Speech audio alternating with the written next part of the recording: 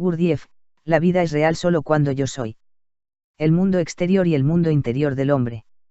La cuestión que tengo intención de tratar en este último capítulo de mis escritos es totalmente extraña al pensamiento de los hombres contemporáneos, y es precisamente de esta ignorancia que se desprende la mayoría, por no decir la totalidad, de los malentendidos que sobrevienen en el proceso de nuestra vida en común. Solo la comprensión de esta cuestión y el reconocimiento de su alcance verdadero permitirán resolver lo que constituye el problema principal de nuestra existencia, es decir, el problema de la prolongación de la vida humana. Antes de comenzar a desarrollar este tema, quiero citar el contenido de un antiguo manuscrito que conocí por azar en circunstancias totalmente excepcionales. El antiguo manuscrito, que tengo la intención de usar, es una de esas reliquias transmitidas de generación en generación por un muy pequeño número de hombres a quienes se les llama iniciados, no iniciados de la clase que se ha multiplicado recientemente en Europa, sino verdaderos iniciados. En nuestro caso, pertenecen a una cofradía que aún existe en la actualidad, en lo más recóndito del Asia Central. El contenido de este manuscrito está expuesto, como era la costumbre en los tiempos antiguos, podobno lizovanio, como lo dice la ciencia esotérica, analógicamente, es decir, simbólicamente, bajo una forma por completo diferente a la ya establecida en el pensamiento de nuestros contemporáneos. Como estoy muy bien enterado de esta diferencia, por el más grande de los azares, por supuesto, me esforzaré por transmitir, tan exactamente como sea posible, el sentido de este texto, pero adaptándolo a la forma de pensar habitual entre los contemporáneos. He aquí lo que dice este antiguo manuscrito. La psiquis general de todo hombre cuando alcanza la madurez, lo que ocurre en general para el sexo masculino a la edad de 20 años y, para el sexo femenino, desde que cumple los 13 años, consiste en 3 totalidades de funcionamiento, que no tienen entre sí casi nada en común. Las manifestaciones de estas 3 totalidades de funcionamiento independientes en la presencia general de un hombre que haya alcanzado la madurez se desarrollan simultáneamente y sin interrupción. La formación en el hombre de diferentes factores, a partir de los cuales se elaboran esas 3 totalidades de funcionamiento, comienza y concluye en diferentes periodos de su vida. Tal como ya se ha establecido desde hace mucho tiempo, los factores que determinan en el hombre la primera totalidad de funcionamiento se constituyen, a menos que se tomen ciertas medidas especiales exclusivamente durante la infancia, en los muchachos hasta la edad promedio de 11 años y en las niñas hasta los 7 años solamente. Los factores que determinan la segunda totalidad, comienzan a formarse en muchachos a partir de los 9 años y en las niñas desde la edad de 4 años, durante un tiempo variable, según los casos, y que dura aproximadamente hasta la mayoría de edad. En cuanto a los factores de la tercera totalidad, comienzan a constituirse a partir del momento en que el hombre alcanza la mayoría de edad y en nuestros días no continúan formándose, en los hombres ordinarios, sino hasta la edad de 60 años y en las mujeres hasta la edad de 45 años. Pero para aquellos que se perfeccionan conscientemente hasta el estado de todos los centros despiertos, es decir, hasta llegar a ser capaces de pensar y de sentir por propia iniciativa, la formación de estos factores puede proseguir, en los hombres hasta la edad de 300 años y en las mujeres hasta la edad de 200 años. La formación de los diferentes factores de manifestación de estas 3 totalidades de funcionamiento, enteramente distintas, se efectúa en el hombre conforme a la ley universal, llamada ley de Trinidad. A la formación de los factores de la primera totalidad contribuyen, por una parte, como principio ánodo, las impresiones exteriores accidentalmente recibidas, así como las impresiones resultantes de lo que se llama los sueños de todos los centros y, por otra parte, como principio cátodo, los resultados de los reflejos del organismo, especialmente de aquellos órganos que presentan una peculiaridad hereditaria. En la formación de los factores de la segunda totalidad, concurren, como principio ánodo, las impresiones exteriores recibidas bajo cierta presión, teniendo como característica el haber sido implantadas intencionalmente desde afuera y, como principio cátodo, los resultados de la acción de factores constituidos a partir de impresiones similares anteriormente percibidas. Los factores de la tercera totalidad de funcionamiento se forman a partir de los resultados de la contemplación, es decir, resultados obtenidos a partir del contacto voluntario entre los factores de las 2 primeras totalidades, contacto al cual los resultados de la segunda totalidad sirven de principio ánodo y aquellos de la primera totalidad de principio cátodo. Una de las propiedades de tal coordinación de las 3 totalidades distintas de funcionamiento que determinan la psiquis general del hombre es el suscitar, por diversas combinaciones de contacto voluntario entre las manifestaciones de estas tres totalidades independientes, en una de ellas la grabación de los procesos que se desarrollan en las otras totalidades, así como de aquellos que tienen lugar fuera del hombre y caen en la esfera de actividad subjetiva de sus órganos de percepción. Lo que los hombres perciben ordinariamente de esta propiedad inherente a su presencia general es lo que ellos llaman atención. El grado de sensibilidad de esta atención, o, según la definición que de ella daba la ciencia antigua, su fuerza abarcante, depende enteramente del nivel del estado global del hombre dado. Para definir la esencia de esta propiedad llamada atención en el hombre, la ciencia antigua utilizaba la siguiente fórmula. Grado de fusión entre lo que es semejante en los impulsos de observación y de comprobación dentro de los procesos de una de las totalidades, y lo que se desarrolla dentro de las otras totalidades. Este nivel del estado global del hombre va, tal como lo define la ciencia, de la más fuerte intensidad subjetiva de sensación de sí, a la más grande pérdida de sí mensurable. Este grado de fusión vuelve a ser siempre el factor de iniciativa para la realización de una función común de las tres totalidades independientes que representan la psiquis general del hombre, en la cual, en un momento dado, el nivel del estado global tiene su centro de gravedad. Si cité esta hipótesis, extravagante a primera vista, de nuestros antepasados lejanos, es porque constituye una excelente introducción a la cuestión y porque mis propios intentos por descubrir su verdadero sentido me han llevado a conclusiones que quiero compartir con los lectores del presente capítulo. En cuanto a mí, lo que me ha intrigado particularmente, durante muchos años, de esta extravagante hipótesis científica, es la definición ya mencionada, grado de fusión entre lo que es semejante en los impulsos de observación y de comprobación dentro de los procesos de una de las totalidades y lo que se desarrolla dentro de las otras totalidades. A la vez que atribuía una gran importancia a los otros elementos de esta hipótesis, no podía de ninguna manera captar el sentido de esta fórmula. Me intrigaba especialmente la palabra semejante. ¿Qué es esta similitud? ¿Por qué similitud? ¿Con qué fin esta extraña similitud? Y, sin embargo, esta idea, absurda para todos los sabios contemporáneos, de que tres clases de asociaciones, de naturaleza independiente, se desarrollan simultáneamente en el hombre, no me sorprendía y la consideraba con un sentimiento de gran respeto por el saber de los antiguos. Y esto no me sorprendía, porque, desde la época en que efectuaba verificaciones especiales sobre la psiquis del hombre, sirviéndome de todos los medios experimentales puestos a mi alcance por la civilización contemporánea, y especialmente con la ayuda de la ciencia del hipnotismo, había comprobado y establecido claramente que en el hombre tienen lugar simultáneamente tres clases de asociaciones, de pensamiento, de sentimiento, y de instinto mecánico. Estas tres clases de asociaciones independientes no solo tienen lugar simultáneamente en él, sino que en cada una de ellas participan los resultados de las tres fuentes que existen en el hombre para la transformación de las tres naturalezas de vivificación cósmica. Estas mentes están localizadas en el hombre, la primera, en una parte de la cabeza, la segunda, en una parte del plexo solar y la tercera, en una parte de la columna vertebral. De esta manera, estas tres clases de asociaciones en un solo hombre explican la singular impresión, que cada uno experimenta en ciertos momentos, de sentir que viven en él varios seres diferentes. Para quienes quisieran conocer más sobre estas cuestiones, les aconsejaría el aprender, no por medio de una simple lectura, sino zambulléndose profundamente en el capítulo de la primera serie de mis obras titulado El Santo Planeta del Purgatorio. Ahora, al releer lo escrito, surgió en mí la curiosidad de saber qué es lo que le parecerá más extravagante al lector. La proposición que acabo de formular, o la hipótesis de nuestros antepasados lejanos. Me imagino que al compararlas, el lector encontrará primero que no vale más una que otra, pero, al reflexionar, me culpará solo a mí por haber osado escribir tales pamplinas, y más en una época civilizada como la nuestra. En cuanto a nuestros antepasados, los perdonará porque trataré de ponerse en su lugar y no dejará de tener un razonamiento de este género. No se puede tener nada en contra de ellos si en su tiempo aún no existía nuestra civilización.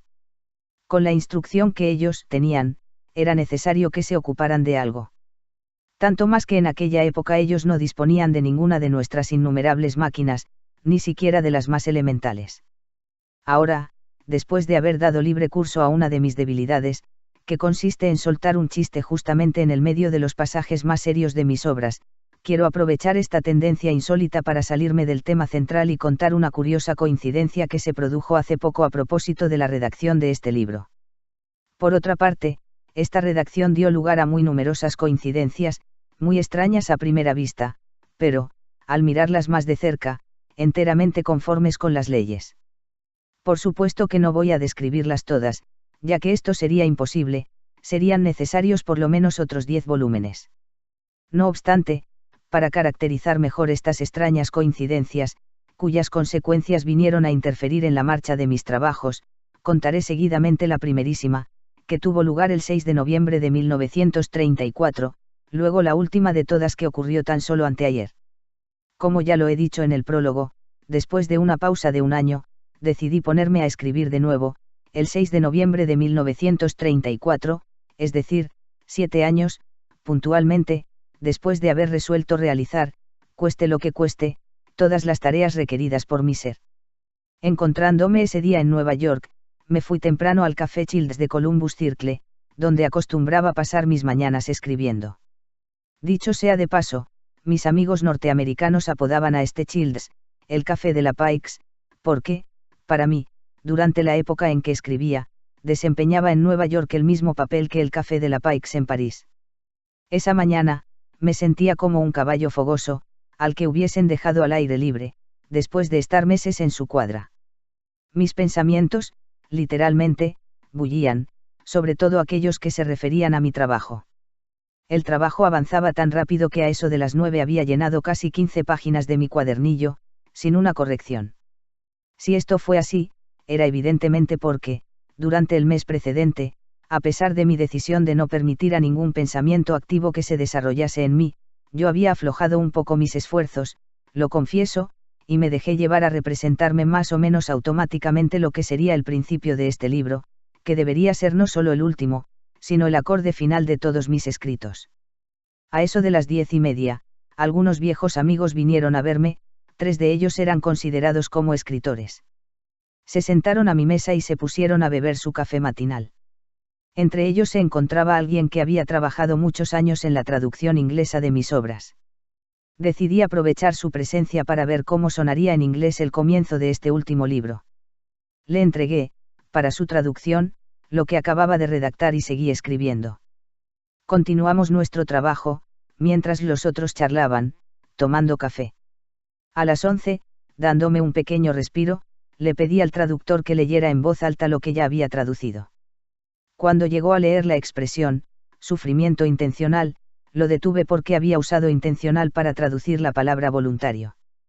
Me propuse explicarle la diferencia enorme entre el sufrimiento intencional y el sufrimiento voluntario y, de inmediato, surgió entre nosotros, como siempre en casos parecidos, una querella filológica general. En el momento en que la disputa alcanzaba su punto culminante, uno de nosotros fue llamado al teléfono. Volvió de inmediato, muy emocionado, para anunciarme que alguien quería hablarme personalmente.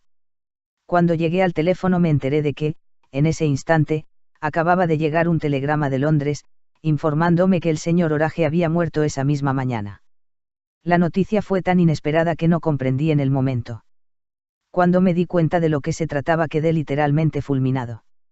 Y esto porque, en el mismo momento, me acordé de ciertos acontecimientos asociados a este día y a este hombre. De inmediato se hicieron presentes, en mi conciencia, diversas conclusiones que ya habían sido impuestas en mí, en el curso de mi vida pasada, pero sin generar aún convicción, respecto a las coincidencias evidentes que sobrevienen en nuestra vida.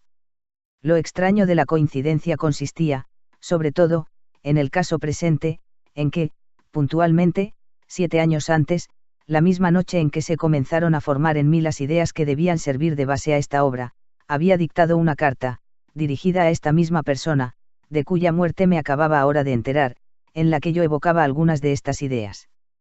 Yo contestaba a una carta personal en la que precisamente él me preguntaba sobre el tratamiento de su mal crónico, del cual luego habría de morir.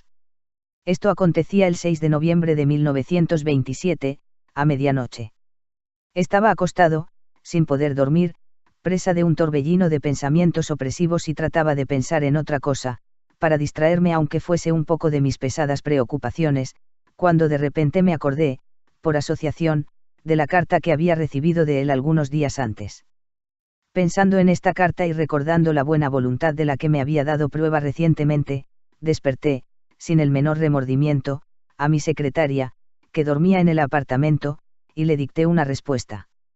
El señor Orage, con justa razón, era considerado entonces como el principal artesano de la difusión de mis ideas en toda la América del Norte.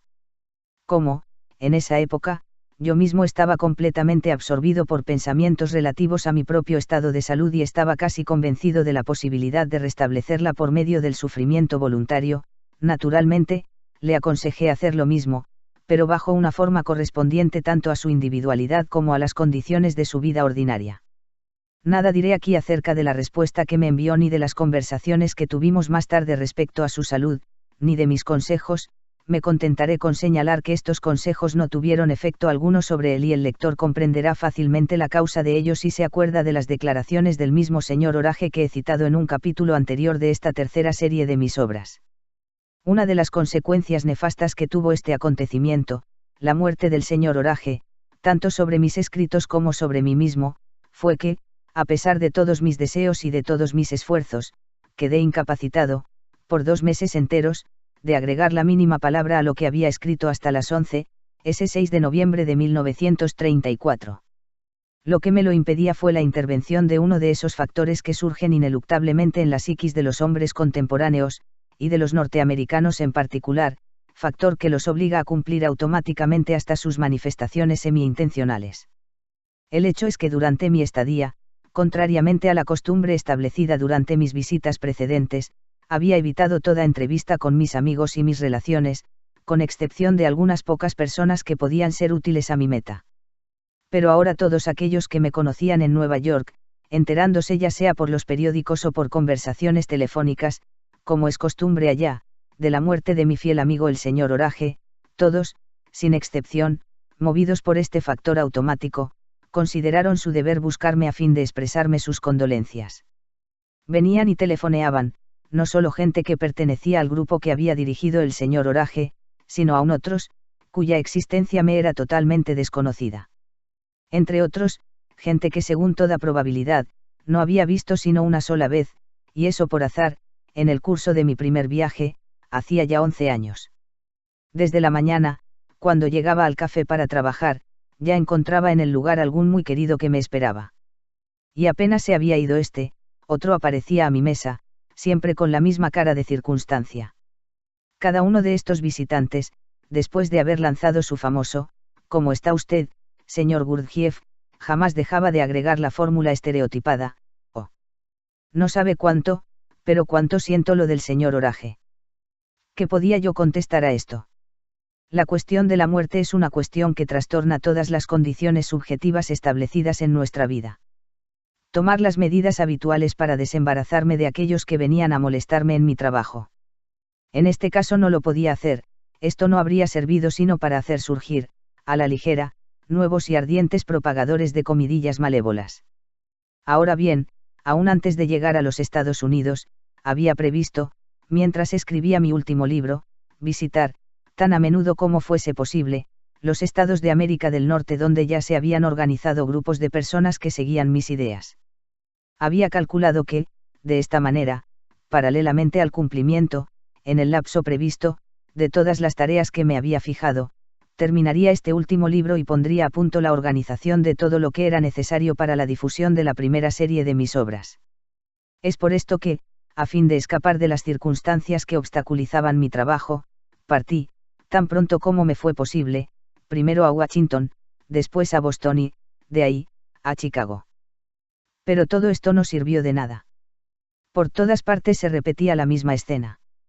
Que mis conocidos, en estas diferentes ciudades, se hayan sentido obligados a expresarme sus condolencias, esto todavía se podría comprender, si no hubiera más remedio, porque casi todos habían conocido personalmente al señor Orage y estaban al tanto de su relación conmigo. Pero, ver que las mismas escenas se repetían con norteamericanos de ciertas ciudades del sur, esto era el colmo de lo absurdo. Entre la gente del sur que me expresaba su famosa condolencia estaban quienes no solo no habían visto jamás al señor Orage, sino que ni siquiera habían oído hablar nunca de él. Se habían enterado de su muerte solo la víspera y de que había sido uno de mis principales asistentes. Se me ocurre, de repente, que las reflexiones que he compartido con un pequeño grupo de personas con ocasión de la muerte del señor Orage podrían contribuir a una mejor comprensión del contenido esencial de todo este capítulo. Voy a tratar entonces de recordarlas y exponerlas aquí. Mientras bebíamos nuestro café, hablábamos de las diferentes costumbres que se apoderan de nosotros desde la infancia y de las cuales seguimos esclavos aún después de haber alcanzado nuestra madurez. En ese momento llegó de improviso uno de los miembros del grupo, de aspecto alegre y rostro encendido. Como estaba atrasado, sin duda había caminado más rápido que de costumbre. Él no esperaba encontrarme allí, pero apenas me vio, cambió de expresión y, acercándose a mí, me espetó en el instante mismo una de esas frases estereotipadas, clasificadas bajo el rubro de condolencias. Esta vez no me pude contener más y, tomando a todos como testigos, dije: ¿Han oído ustedes en qué tono singular, que no parece propio de él, su compañero nos ha lanzado su perorata? Sí. Bueno, si quieren, pídanle ahora que haga una excepción y les diga, con toda franqueza, por una vez en su vida, si, en el fondo de él mismo, es decir, en su ser verdadero, tenía la más mínima relación con las palabras que pronunciaba. Desde luego que no, ¿cómo podría serlo de otra manera? El difunto en cuestión no era, como se dice, ni su hermano ni su guardián y, lo que es más, no podía saber en absoluto, ni adivinar, cómo habría reaccionado ante este acontecimiento la persona a la que él dirigía estas palabras ampulosas. Él ha lanzado esta frase en forma totalmente mecánica, sin la menor participación de su ser, y lo ha hecho por la única razón que, en su infancia, su niñera le ha enseñado, en caso parecido, a levantar el pie derecho antes que el izquierdo. ¿Por qué fingir siempre, hasta en los casos en que no sacan nada bueno para su ser, ni siquiera para satisfacer su egoísmo? No hay ya bastante hipocresía, sin eso, para inundar nuestra vida cotidiana, dados los hábitos anormalmente establecidos en nuestras relaciones mutuas. Expresar indefectiblemente sus condolencias con ocasión de la muerte de quien quiera que sea es, por cierto, uno de esos hábitos perniciosos, enclavados en nosotros desde la infancia y cuyo conjunto obliga a nuestras acciones semi-intencionales a realizarse siempre automáticamente. Antiguamente era considerado inmoral, y aun criminal, expresar a alguien sus condolencias con respecto a la muerte de una persona cercana. Sin duda eso era así porque, en el ser de aquel a quien se las dirige, el proceso de la impresión provocada por la pérdida de una persona cercana puede que no esté aún apaciguado y, estas palabras banales de condolencia, al recordárselo una vez más, reavivan su sufrimiento. De esta costumbre, mantenida en nuestros días cuando muere alguien, nadie saca ningún provecho, en cambio, puede hacer mucho mal a la persona interesada. Tales prácticas contemporáneas me indignan muy especialmente, sin duda porque he tenido la ocasión de escuchar hablar de una costumbre funeraria que se remonta a varios miles de años.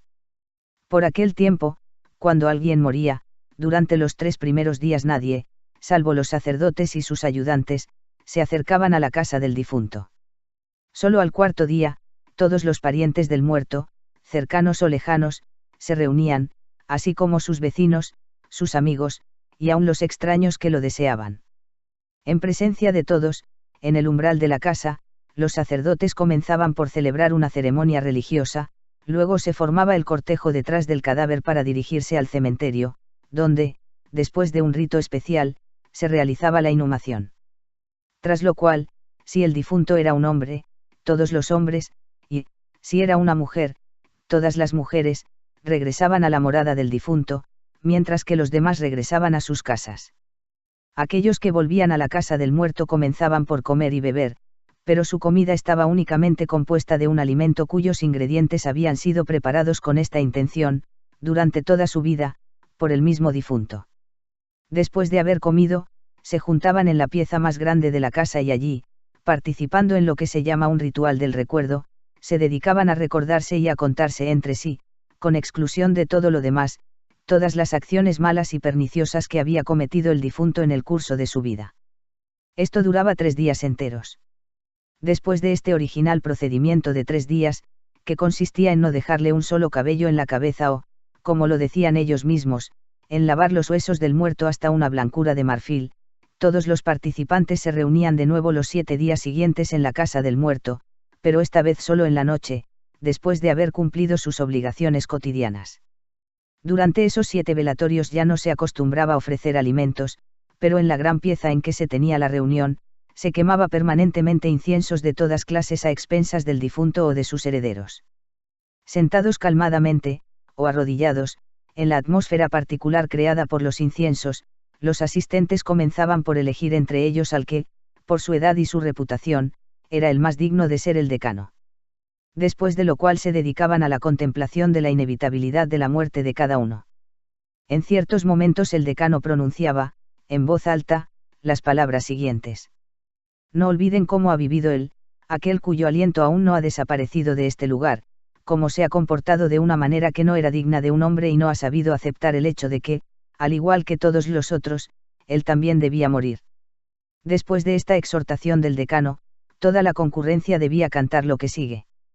Oh, fuerzas santas, fuerzas supremas, oh, espíritus inmortales de nuestros antepasados, ayúdennos a mantener siempre a la muerte, delante de nuestros ojos y a no sucumbir a la tentación. No diré nada más, pero dejaré a cada uno de ustedes el encargo de decidir por sí mismos qué beneficio tendría el que se restableciera en nuestra época esta bárbara costumbre. Yo espero que ahora comprendan, más o menos, porque sus fórmulas huecas de condolencia tienen casi el mismo efecto sobre mi mundo interior que sus víveres norteamericanos sobre el sistema digestivo de los ingleses. Sería deseable para todos, para Dios, para el difunto, para ustedes y para mí y hasta para la humanidad entera que, ante la muerte de alguien, en lugar del proceso que consiste en pronunciar palabras carentes de sentido, se cumpliese en ustedes aquello que les permitiría enfrentarse a su propia muerte venidera. Tan solo el darse cuenta cabal de la inevitabilidad de nuestra propia muerte puede destruir los factores que se han implantado en nosotros debido a nuestra vida anormal, y que son las fuentes de manifestación de los diferentes aspectos de nuestro egoísmo, raíz de todo mal en nuestras relaciones recíprocas. Y solo esta comprobación puede resucitar, en los hombres, los datos divinos antiguamente presentes en ellos para los verdaderos impulsos de fe, de amor, y de esperanza. Mientras decía estas palabras, me volvieron a la memoria, no sé por qué, las estrofas de un canto persa muy antiguo y, en forma completamente involuntaria, me puse a recitarlas. Esto se me había escapado tan involuntariamente que, para esconder de los presentes, la fuerza de mi pensamiento automático del momento, me seis obligado, de buen o mal grado, a darme el trabajo de explicar en inglés el sentido de este canto. De las palabras de este antiguo poema persa emana una sabiduría científica que, en el lenguaje ordinario de ustedes, podría ser expresada aproximadamente así. Si todos los hombres tuviesen un alma. Desde hace tiempo ya no habría lugar sobre la tierra ni para las plantas venenosas, ni para los animales feroces, y el mismo mal habría cesado de existir. Para el holgazán, el alma es una ilusión. Ella es un lujo para el que se complace en el sufrimiento, ella es el sello de la personalidad, ella es el camino, ella es el nexo con el hacedor y creador. Residuo de la educación. O primera fuente de la paciencia. Ella es también testigo del mérito. De la esencia del ser eterno. Guía de la voluntad. Su presencia es yo soy. Ella es una parte del todo ser. Ella fue así, y así será ella siempre.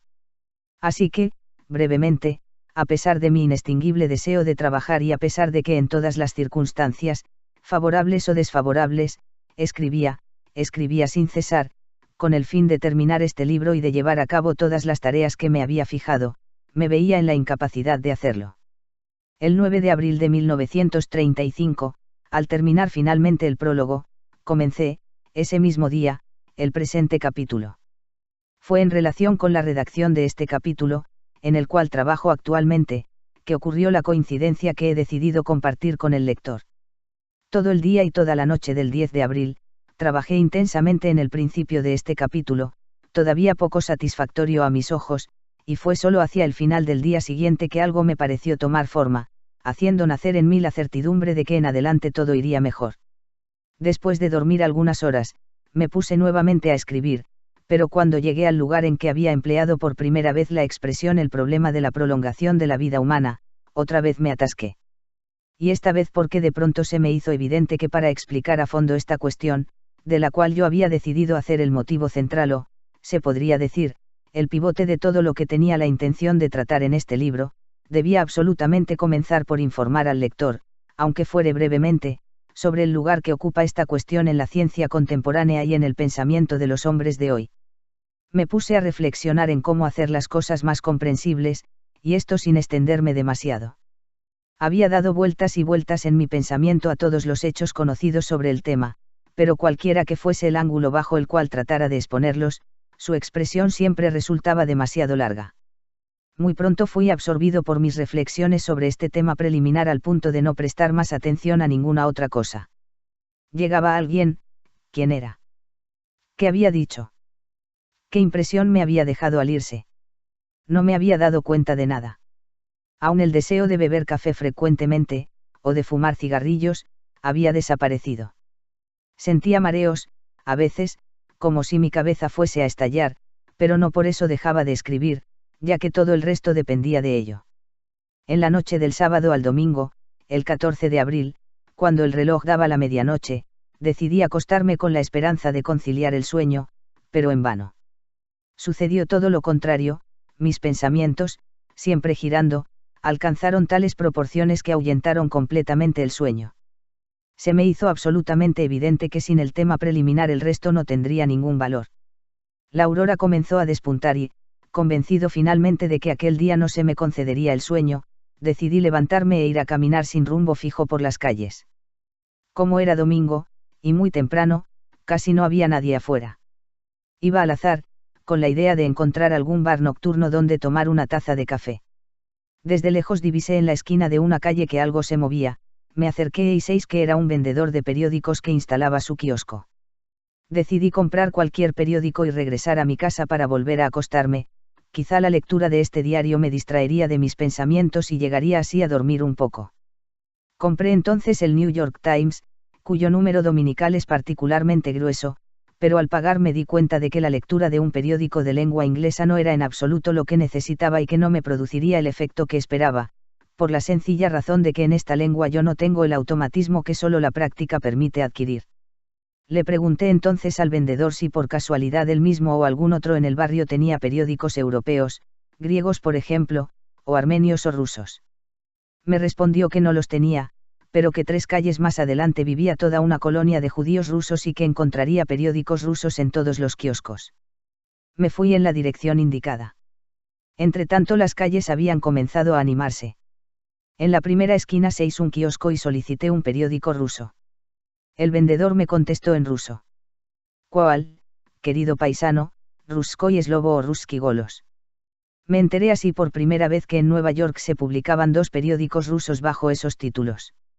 A fin de que el lector se haga una idea justa de la coincidencia que me dispongo a contar, debo decir que durante estos 10 últimos años, es decir, desde que me había puesto a escribir, ya no leía prácticamente nada, ni periódicos ni libros, ni aun las cartas o telegramas. Tomé los 2 periódicos, regresé a casa y volví a acostarme. Uno de ellos era particularmente voluminoso para ser un periódico ruso. Empecé a leerlo. Al hojearlo, pronto comprendí que ese día celebraba su 25º aniversario, por eso era tan grueso. Todos sus artículos eran tan almibarados para mi gusto que lo dejé y tomé el otro. Al desplegarlo, lo primero que cayó bajo mis ojos fue este título, El problema de la vejez. Era precisamente el tema que, durante 3 días y 3 noches, no me había dejado descansar. Al leer este corto artículo, quedé entusiasmado y estupefacto de encontrar en él todo aquello sobre lo que había reflexionado y que había considerado necesario como material de introducción. Al mismo tiempo todo en él estaba bien formulado, expuesto de manera muy condensada y, lo que era esencial, de una rara objetividad.